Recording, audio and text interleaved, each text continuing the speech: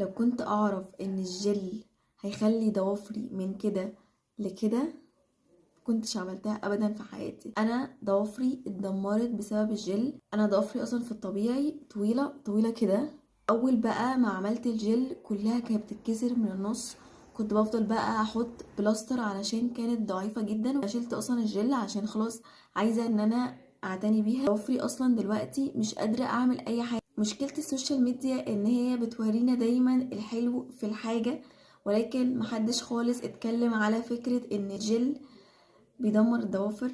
كل مرة بيحصل فيها ان انتوا بتشيلوا الجل وتحطوا فيها جل تاني بيحصل برد للضوافر. انا اصلا طبيعتي ضوافري كانت كويسة جدا وقوية وكانت عمرها ما اتكسرت. اكتر حاجة ندمت عليها في حياتي وهي ان انا عملت جل.